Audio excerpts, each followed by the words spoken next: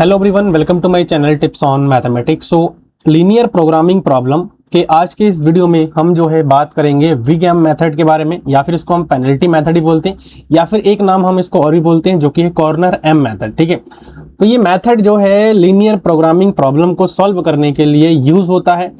और जब हम सिंप्लेक्स मेथड को यूज करते हैं उसके बाद जो है कुछ चीजें ऐसी आती है जो हम सिंप्लेक्स मेथड में यूज नहीं कर पाते, तो वहां पर हमें जो है बिग एम मेथड की आवश्यकता पड़ती है।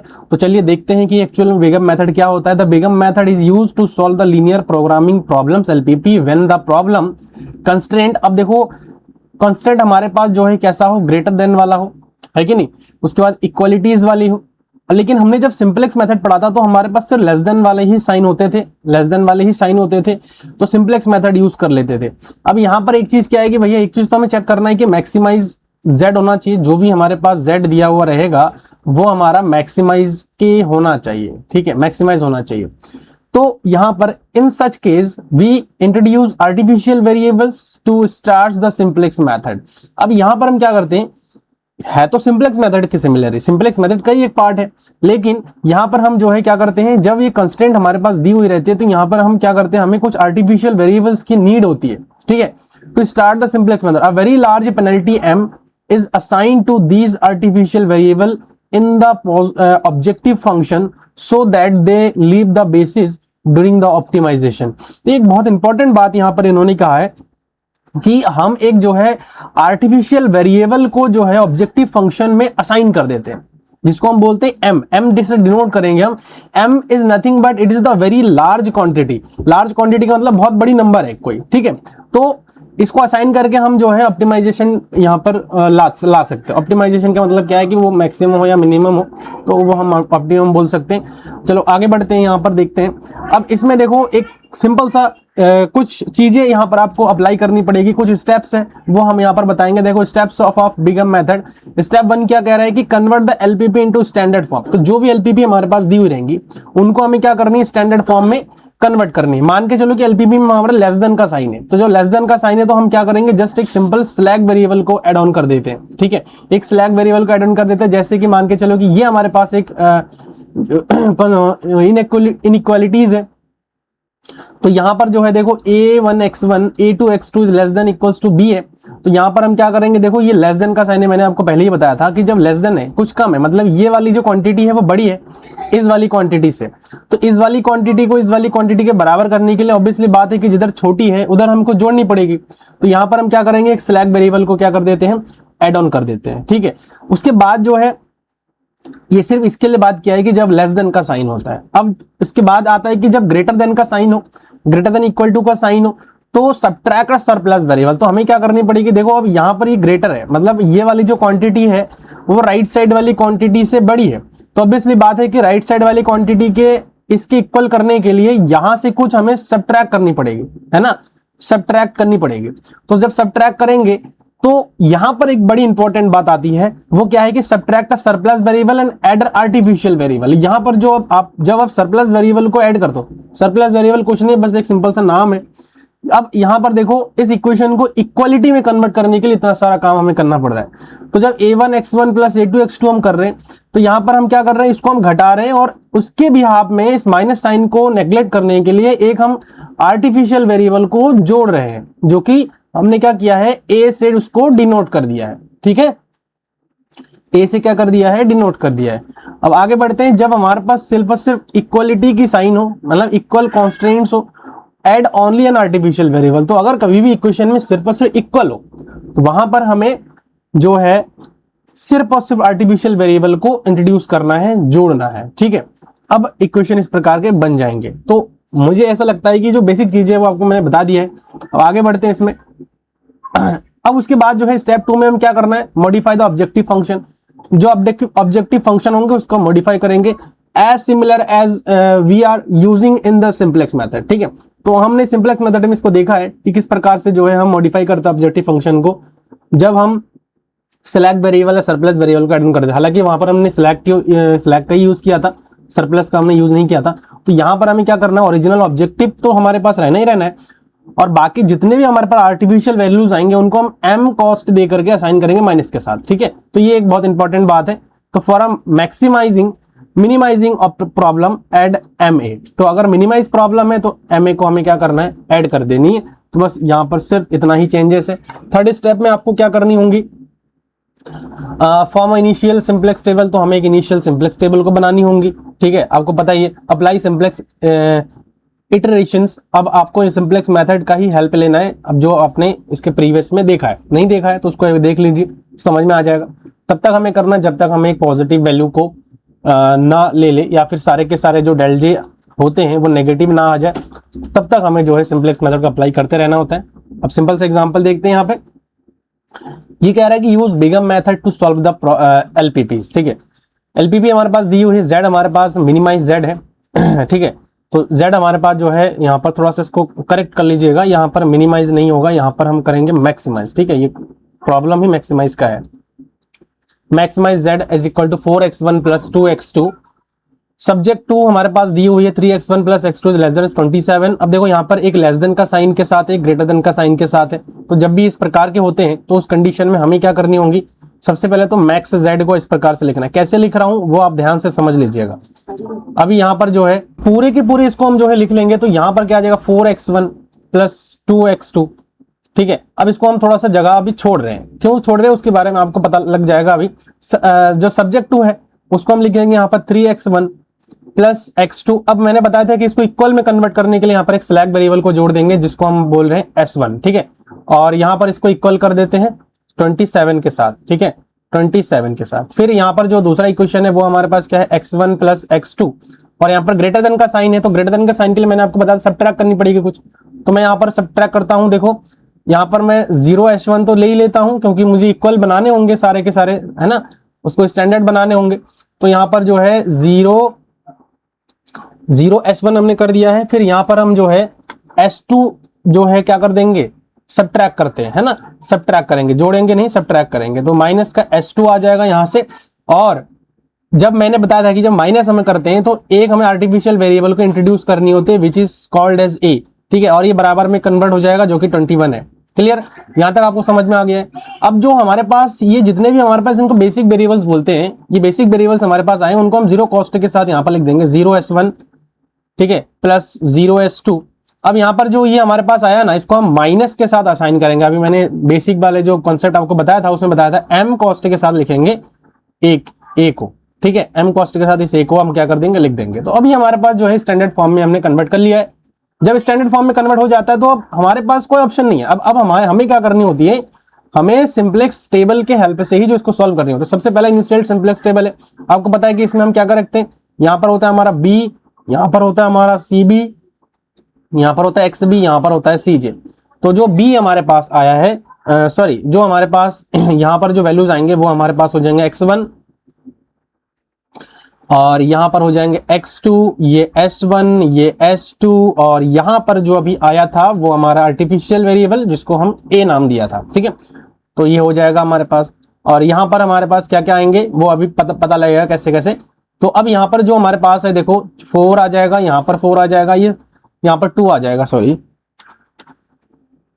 यहां पर 2 आ जाएगा, यहाँ पर इसका कॉस्ट 0 है, इसका कॉस्ट 0 है, और इसका जो कॉस्ट हमने वो क्या दिया है, m दिया है अभी ऊपर वाले इक्वेशन में, है ना, तो वो चीज हम यहाँ पर लिख दे रहे हैं। ठीक है, अब देखो यहाँ पर b की हम बात करें तो b में हम कौन कौन सा लिखते हैं, तो b में हम जो है सबसे पहले तो हमने दो चीज को इंट्रोड्यूस किया है। यहाँ पर ध्यान रखना एक चीज, हमने किसको इसको इंट्रोड्यूस किया है, हमने जो है एक तो s1 को इंट्रोड्यूस किया है, उसको तो लिखेंगे, लेकिन यहाँ पर हमने इसको क्या किया है भैया, s2 को जोड़ घटाया है। तो हम s2 घटाया क्यों है, इसको इस माइनस साइन को हटाने के लिए हमने प्लस साइन के साथ आर्टिफिशियल वैल्यू को जोड़ा है। तो यहाँ पर हम s2 को नहीं लिखेंगे, यहाँ पर हमें आर्टिफिशियल वेरिएबल को लिखना है। तो आर्टिफिशियल वेरिएबल को लिखने के लिए अब यहाँ पर हम क्या कर देंगे, यहाँ पर तो हमारे पास जो है s1 आ जाएगा, लेकिन यहाँ पर आर्टिफिशियल वेरिएबल a आ जाएगा। क्लियर, cb की अगर मैं बात करूं तो इसका कॉस्ट तो 0 है, आर्टिफिशियल वेरिएबल का कॉस्ट जो है m है। और x भी हमारे पास यहाँ पर 27 हो गया और यहाँ पर 21 है, वो दिया हुआ है, अब देख लीजिए। ठीक है, अब यहाँ पे हमें देखो सारे के सारे लिखने हैं। तो सबसे पहला तो यहाँ पर x1 का कोएफिशिएंट कितनी है,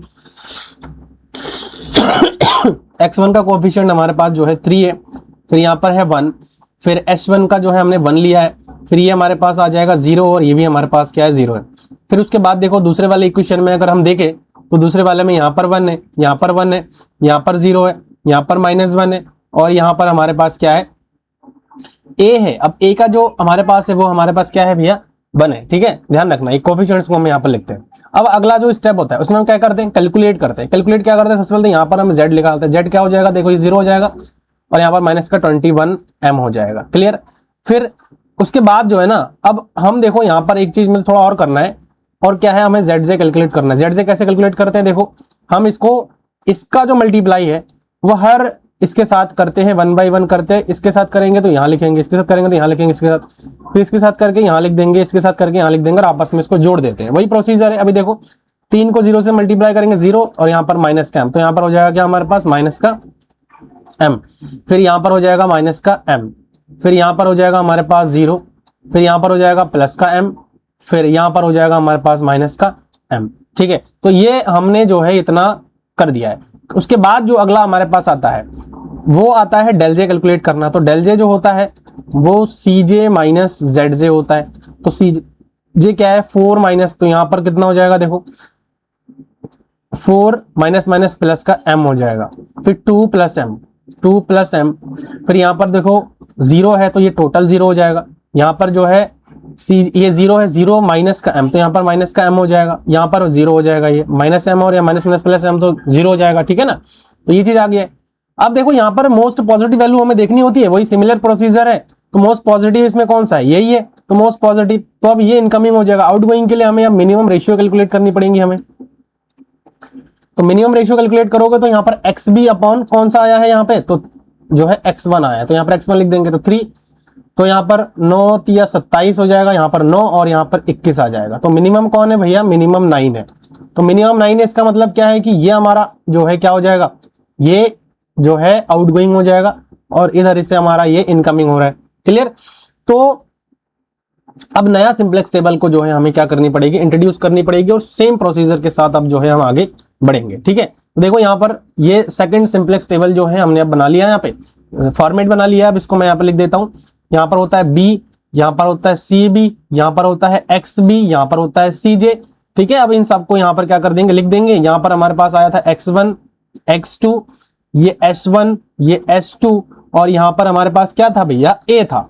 ठीक है, अब इसको कॉस्ट को हम लिख देते हैं। यहाँ पर 4, यहाँ पर था हमारे पास 2, यहाँ पर 0, यहाँ पर 0, और यहाँ पर हमारे पास था माइनस का m। अब यहाँ पर देखो b, अब b को बेसिक वेरिएबल को यहाँ पर हमें लेना है। तो बेसिक वेरिएबल कौन कौन, देखो यहाँ से अब आपको देखना पड़ेगा। यहाँ से देखो s1 जा करके x1 आ रही है, तो हम s1 की जगह पर x1 लिख देंगे, बाकी को सेम एज इट इज उतार देंगे। तो यहाँ पर अब लिख देंगे x1, और यहाँ पर हमारे पास है s1। ठीक है, a है यहाँ पे, सॉरी माफ कीजिएगा, यहाँ पर क्या आ जाएगा, a आ जाएगा। ठीक है, अब इनके कॉस्ट को अब लिख देते हैं। x1 की कॉस्ट क्या है, 4 है भैया, और इसका कॉस्ट क्या है, माइनस का m है। हमें हमारा जो मोटिव होता है ना, ये जो हमने आर्टिफिशियल वेरिएबल को लिया है ना, इसको हमें हटा देने, कहने का मतलब। ठीक है, इसको तब तक हटाएंगे जब तक नहीं हटेगा, तब तक हटानी पड़ेंगी हमें। क्लियर। तो यहां से देखो अब माइनस m आया। अब ये जो हमारे पास आया ना, अब यहाँ पर आपको पता ही कि सिंप्लेक्स मेथड में हम क्या क्या करते हैं। सिंप्लेक्स मेथड में हम जनरली इसको क्या करते हैं, 1 बनाते हैं। तो जिसको 1 बनाना है तो हमें क्या करना पड़ेगा भाई, इन सब को जो है डिवाइड करनी पड़ेगी 3 से, है ना, 3 से डिवाइड करनी पड़ेगी। तो उससे क्या हो जाएगा कि ये 1 बन जाएगा, बाकी जो भी बन रहा है उसको हम एज इट इज यहाँ पे लिख देंगे। तो 3 से अगर मैं डिवाइड कर देता हूं तो 9 या 27 आ जाएगा, यहाँ पर तो आ जाएगा 9। यहाँ पर देखो हमारे पास क्या आ रहा है, 1 आ रहा है। क्लियर। फिर यहाँ पर जो हमारे पास आएगा वो भी आएगा, जो है 1/3 आ जाएगा, 1 है यहाँ पे। फिर यहाँ पर जो है हमारे पास आ जाएगा 1/3, क्योंकि यहाँ पर ही 1 है। फिर यहाँ पर आ जाएगा 0, और यहाँ पर भी हमारे पास आ जाएगा 0। तो जब ये चीज आ जाएगा तो हमें पता है कि जो की एलिमेंट होता है ना, की एलिमेंट के जस्ट नीचे वाला जो एलिमेंट होता है उसको हमें करनी होती है 0। तो 0 करने के लिए एक फॉर्मूला मैं आपको बता रहा हूँ, और वो फॉर्मूला मैंने पहले ही बता रखा है आपको, है ना, वो फॉर्मूला आपको मैंने पहले ही बता रखा है, ओल्ड माइनस न्यू। ठीक है, तो ओल्ड माइनस न्यू करते हैं हम। तो देखो सबसे पहले तो हम ओल्ड को यहाँ पर लिख देते हैं। ठीक है, ओल्ड को हम यहाँ पर लिख देते हैं, यहाँ पर करते हैं ना तो थोड़ा सा ठीक रहेगा। ओल्ड को यहाँ पर मैं लिख देता हूँ। जो ओल्ड लाइन है हमारी, ओल्ड हमारे पास है 21, और फिर 1 है, फिर 1 है, फिर 0 है, फिर -1 है, फिर 1 है। ठीक है, माइनस न्यू लाइन हम करते हैं। तो न्यू लाइन के लिए अब थोड़ा सा हमें यहाँ पर देखना पड़ेगा। देखो ये सारे के सारे न्यू लाइंस हैं, तो हमें ये जो की एलिमेंट है इसके नीचे हमें 0 बनाना है। तो बट ऑब्वियस है कि हम इसको 1 से ही जो है न्यू लाइन डायरेक्टली लिख देंगे। यहाँ पर 9 आ जाएगा, यहाँ पर 1 आ जाएगा, यहाँ पर 1/3 आ जाएगा। यहाँ पर 1/3 आ जाएगा, यहाँ पर 0 आ जाएगा और यहाँ पर भी हमारा 0 आ जाएगा। तो इसको मैं लिख देता हूँ कैलकुलेट करके। सिंपलेक्स मेथड को देखेंगे ना तो आपको सब समझ में आ जाएगा क्या मैं कर रहा हूँ। तो यहाँ पर आ जाएगा हमारे पास 12 और यहाँ पर आ जाएगा हमारे पास 0 और यहाँ पर आ जाएगा 3 एकम 3 और में से 1 गया तो 2/3 आ जाएगा। यहाँ पे माइनस का 1/3 और यहाँ पर देखो माइनस का 1 आ रहा है और यहाँ पर आ रहा है प्लस का 1। तो इसको हम एज इट इज लिख देते हैं। यहाँ ये 12 हो गया और यहाँ पर आ गया 0, यहाँ पर आ गया 2/3 और यहाँ पर आ गया 1/3 और यहाँ पर आ गया -1 और यहाँ पर आ गया क्या हमारे पास 0 आ गया। ठीक है, यहाँ पर जो है हाँ 1 आ रहा है ना, गलत हो गया यहाँ पे 1 0 नहीं 1 आएगा। कैलकुलेशन में थोड़ा सा आपको ध्यान रखनी पड़ेगी। 1 आ गया। तो जब 1 आ गया तो अगला स्टेप हमारे पास क्या होता है? अगला स्टेप होता है हमारे पास जो है यहाँ पर आप z कैलकुलेट करो भैया। 9 चक्कू 36 माइनस यहाँ पर देखो 12m हो जा रहा है। ठीक है, 12m हो गया। उसके बाद देखो अगला स्टेप में हमारे पास आता है zj कैलकुलेट करने की बारी। तो zj आप कैसे कैलकुलेट करते हो भाई? इसका मल्टीप्लाई देन प्लस इसका मल्टीप्लाई, हर एक को मल्टीप्लाई करते हैं। मतलब इसको नहीं लेते हैं, मैं क्या बता रहा हूँ आप समझिए इस चीज को। इसको नहीं देखना है आपको, 4 को 1 के साथ गुणा करना है देन प्लस m को 0 से गुणा करना है। तो यहाँ पर जनरली कितना आ जाएगा? देखो 4 आ जाएगा, है ना, 4 एकम 4। फिर यहाँ पर अगर मल्टीप्लाई करोगे 4 तो यहाँ पर देखो 1/3 आ रहा है ना, 1/3 आ रहा है। देखो यहाँ पे 4 गुणा 1/3 तो 4/3 और माइनस का यहाँ पर 2/3 m आ रहा है। ठीक है, 2/3 क्या आ रहा है? m आ रहा है। तो यहाँ पर मैं लिख देता हूं उसको 4/3 माइनस 2m/3। ठीक है, सिमिलरली इसका भी करेंगे। तो यहाँ पर जो है 4/3 आ जाएगा और यहाँ पर देखो आप माइनस माइनस प्लस हो जाएगा। तो 4/3 माइनस माइनस का m है ना, तो ये माइनस का 3 है। तो यहाँ पर हमारे पास आ जाएगा डायरेक्टली प्लस, तो प्लस का आ जाएगा m/3 आ जाएगा। तो मैं यहाँ पर लिख देता हूँ इसको 4/3 प्लस m/3 आ जाएगा। इसका करते हैं, देखो ये तो 0 आ जाएगा और माइनस का यहाँ पर प्लस m हो जाएगा बस। फिर इसका यहाँ पर 0 हो जा रहा है लेकिन यहाँ पर माइनस का m आ जाएगा। अब आपको पता है कि मैं डेल जे यहाँ पर आप कैलकुलेट करने वाला हूँ। तो del J is equal to क्या होता है? CJ माइनस ZJ होता है। तो CJ माइनस ZJ क्या है? तो CJ माइनस ZJ, देखो ये मैंने कैलकुलेट कर लिया है। यहाँ से यहाँ पर करते हैं CJ माइनस ZJ, इसको करते हैं यहाँ पे। देखो 4 में से 4 गया तो यहाँ पर तो सिंपल आ जाएगा 0। अब 2 में से देखो ये आ जाएगा तो मैं इसको घटा करके लिख दूं यहाँ पे। मैं इसको यहाँ से मिटाता हूँ, इसको मिटा करके यहाँ पे लिखता हूँ। ठीक है, देखो 2 माइनस यहाँ पर आ जाएगा 2 माइनस 4/3 माइनस माइनस प्लस हो जाएगा 2m/3। ठीक है, तो जोड़ेंगे इसको तो कितना आ जाएगा? 3 6 में से 2 आ जाएगा। यहाँ पे 2/3 प्लस का 2/3m। तो यहाँ से अगर मैं देखूं तो ये आ जाएगा 2/3, यहाँ से बाहर आ जाएगा और m+1 आ जाएगा यहाँ पे सिंपल। इसको मैं कैलकुलेट करूंगा यहाँ पे तो देखो 0 माइनस इतना आ जाएगा। तो यहाँ पर मैं इसको मिटा देता हूँ। अब मिटा करके इसको सॉल्व करता हूँ। देखो यहाँ पर आ रहा है हमारे पास 0 0 माइनस करेंगे तो माइनस का 4/3 और माइनस का m/3। तो अगर मैं माइनस का 1/3 कॉमन ले लूँ यहाँ से तो यहाँ पर देखो m+4 नहीं आ जाएगा, m+4 आ जाएगा। तो यहाँ पर मैं माइनस का 1/3 और m+4 आ जाएगा। यहाँ पे इसकी बात करूंगा मैं तो 0 माइनस m, तो यहाँ पर आ जाएगा हमारे पास माइनस का m। और इसकी मैं बात करूंगा यहाँ पे तो देखो माइनस m यहाँ पर ऑलरेडी है और माइनस m, तो यहाँ पर आ जाएगा हमारे पास 0। ठीक है, यहाँ पर आ जाएगा हमारे पास 0। मुझे लगता है कि आपको समझ में आ रहा है मैं जो समझा रहा हूँ। ठीक है, अब देखना है मोस्ट पॉजिटिव, तो ऑब्वियसली बात है कि ये मोस्ट पॉजिटिव है। अब यहाँ से हमें कैलकुलेट करनी पड़ेगी मिनिमम रेशियो। तो मिनिमम रेशियो XB अपॉन कौन सा है? X2 है ना। तो देखो X2 हमारे पास कितनी है भैया? 9 है, 9 और 1/3 है, 9 तिया 27 आ जाएगा यहाँ पे। और यहाँ पर 12 है तो कितना आ रहा है? कैलकुलेट कर देखते हैं यहाँ पे। 12 बट्टा यहाँ पर आ जाएगा 2/3, तो 2 छंग 12 6 तिया 18। तो ये हमारे पास मिनिमम है ना, ये मिनिमम है। तो ऑब्वियसली बात है कि आउट गोइंग हो जाएगा।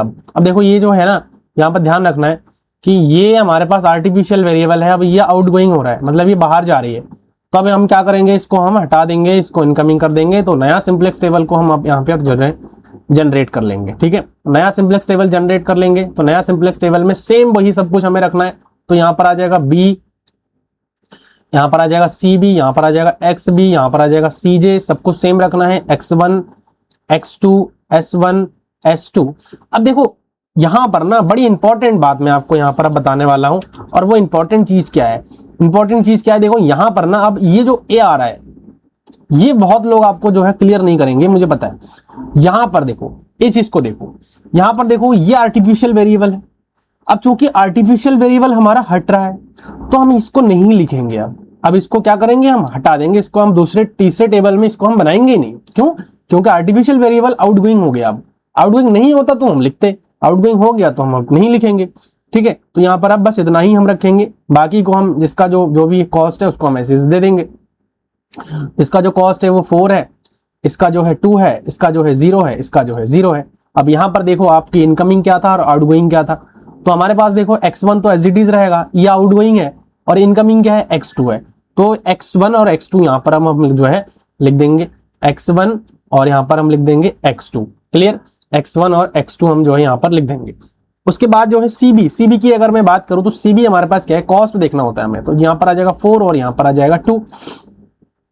अब देखो XB है, अब इसको कैलकुलेट करनी पड़ेगी। जो की एलिमेंट है उसको आपको 1 बनानी है, तो की एलिमेंट कौन सा हमारा। अब चूंकि ये वाली जो लाइन है इसको हमने क्या कर दिया है, इसको तो हमने हटा दिया, तो मैं इसको डॉट डॉट कर देता हूं। देखो यहाँ पर मैं डॉट डॉट कर देता हूं, इसको हटा दूं। बाकी हमें कैलकुलेट करना कहां तक करना है, S2 तक कैलकुलेट करना है। तो S2 तक कैलकुलेट करने के लिए देखो हमारे पास आ गया ये 12, और जो इसको की एलिमेंट को 1 बनाना ऑब्वियसली 2/3 से डिवाइड कर रहे हैं, तो यहाँ पर 2/3 आ जाएगा। तो इसको कैलकुलेट करेंगे तो 12 गुणा 3/2, तो 2 छंग 12, तो 6 तिया 18 आ जाएगा। तो पहला वाला 18 आ गया। दूसरे वाले कैलकुलेट करेंगे तो दूसरे वाला तो हमारे पास आ रहा है 0।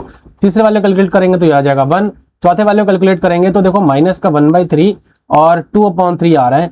तो यहाँ पर जो है इसका मल्टीप्लाई इसके साथ हो जाएगा, इसका मल्टीप्लाई इसके साथ, तो माइनस का 3/3 इंटू 2 आ जाएगा, दैट इज इक्वल टू -1/2।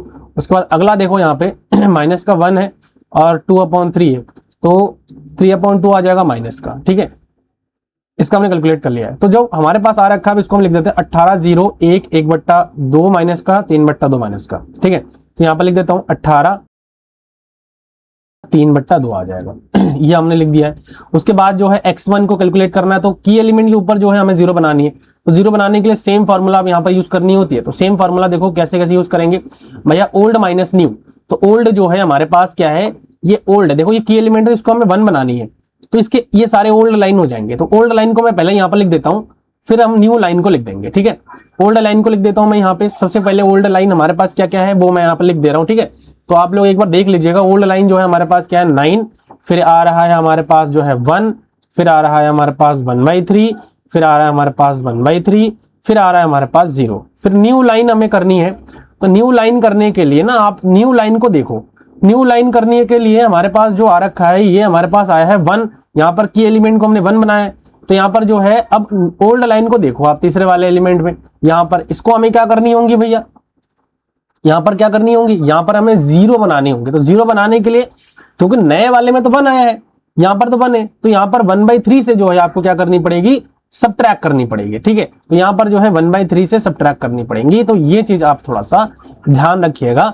तो आपको यहाँ पर 1/3 सबट्रैक्ट करनी पड़ेगी। तो यहाँ पर जो है आपको हर किसी को 1/3 से मल्टीप्लाई करनी पड़ेगी। ठीक है, तो यहाँ पर मैं 1/3 लिख देता हूँ, यहाँ पर भी मैं 1/3 लिख देता हूँ। अब जो न्यू हमारे पास आ रखा था ना, हम उनको एक एक करके 1 by 1 क्या करेंगे, मल्टीप्लाई कर देंगे। तो सबसे पहला वाला तो हमारे पास है 18 0 1, यहाँ पर लिख देता हूँ मैं 18, फिर यहाँ पर आया 0, फिर यहाँ पर आया 1, फिर अगला वाला हमारे पास क्या आया देखो, माइनस का 1/2 और माइनस का 3/2। तो यहाँ पर माइनस का 1/2 मैं अगर कर रहा हूँ तो यहाँ तो हो जाएगा प्लस, तो यहाँ पर 1/2 हो जाएगा, और यहाँ पर ये भी प्लस का हो जाएगा, तो 3/2 हो जाएगा यहाँ पे। ठीक है, अब यहाँ पर 3 छंग 18 आ जाएगा, तो यहाँ पर 3 आ जा रहा है। यहाँ पर देखो ये जो है हमारे पास है 0, तो यहाँ पर 1 आ जाएगा। यहाँ पर देखो ये आ जाएगा हमारे पास 0, और यहाँ पर देखो ये हमारे पास हो रहा है 1/3 को यहाँ से ले लेंगे बाहर, और 1 + 1/2 आ जाएगा, तो यहाँ पर आ जाएगा 1/3, और यहाँ पर 3/2 आ जाएगा, दैट इज इक्वल टू 1/2।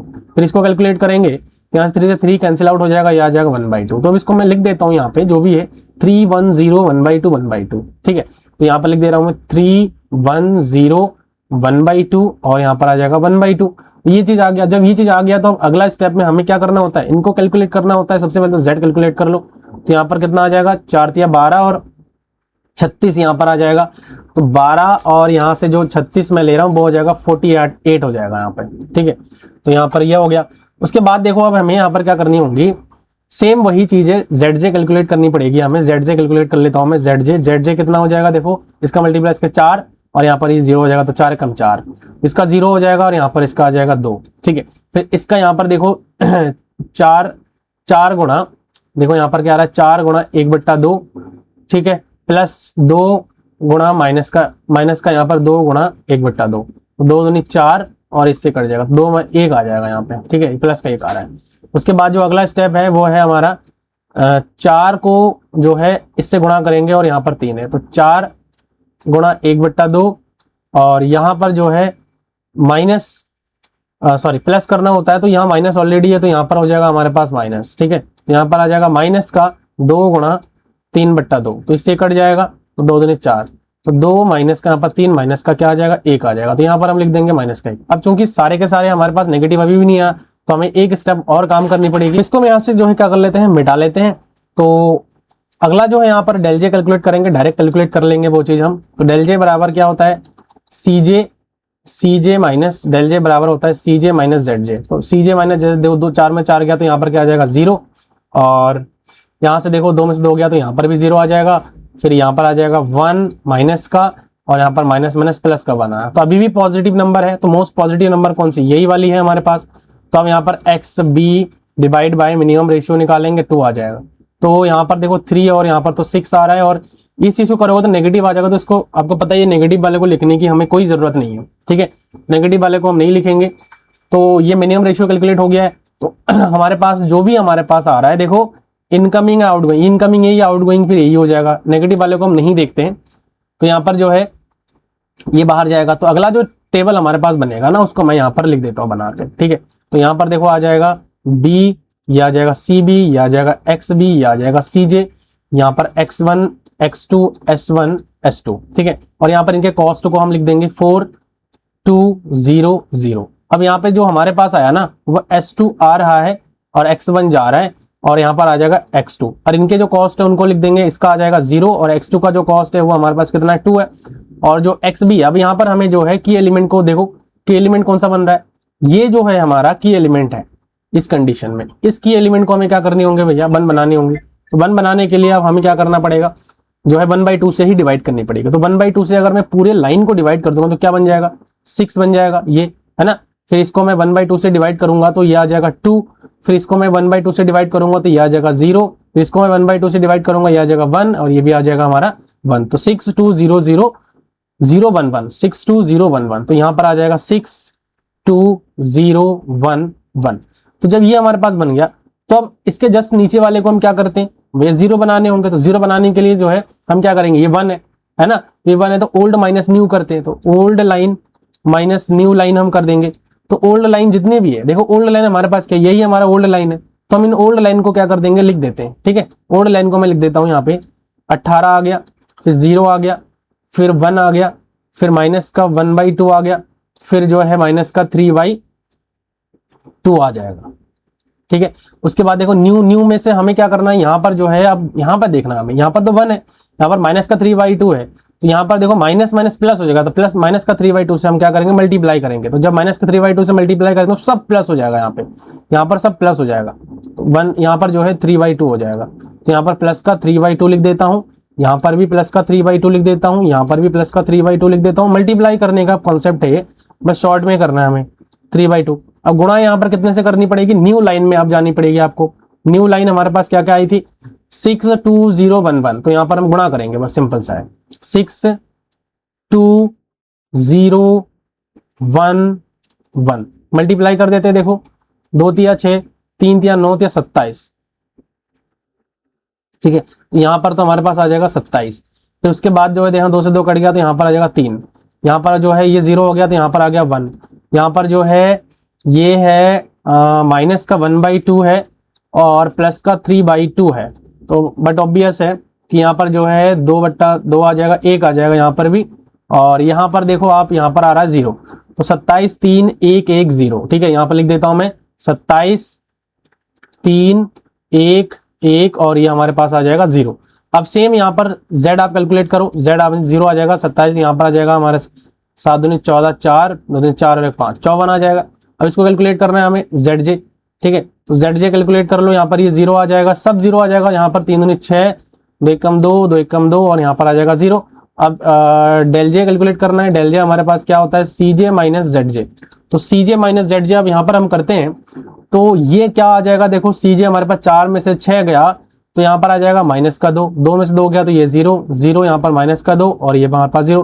तो सारे के सारे जो डेल जे है वो आप देख पा रहे हो कि लेस देन और 0 के बराबर है। तो जब यहाँ पर लेस देन 0 के बराबर है तो सोल्यूशन हमारे पास क्या हो जाएगा, तो सोल्यूशन जो है ऑप्टिमल हो जाएगा। सोल्यूशन ऑप्टिमल हो गया तो x1 देखो हमारे पास यहाँ पर x1 नहीं एग्जिस्ट कर रहा तो 0 हो जाएगा, 0 हो जाएगा। x2 जो है अगर देखा जाए तो x2 हमारे पास है तो यहाँ पर हो जाएगा कितना, 27 हो जाएगा। अब हमें मैक्स z कैलकुलेट करनी है, तो मैक्स z की अगर मैं बात करूँ तो मैक्स z हमारे पास क्या था, 4x1 था प्लस 2x2 था। तो यहाँ पर 4x1 हमारे पास देखो 0 है, प्लस 2 इंटू x2 हमारे पास कितना 27 है। तो यहाँ पर जो है 27 दूनी कितना हो जाएगा, 54 आ जाएगा। ठीक है, तो ये हमारे पास जो है फाइनल मैक्सिमम आंसर आ जाएगा। ठीक, तो आशा करता हूँ कि इस वीडियो में जितना मैंने आपको समझाया वो अच्छे से क्लियर हो गया। कोई डाउट्स है तो कमेंट बॉक्स में आप लोग मेरे से पूछ सकते हो। ठीक है, मिलेंगे अगली वीडियो में। Thank you so much.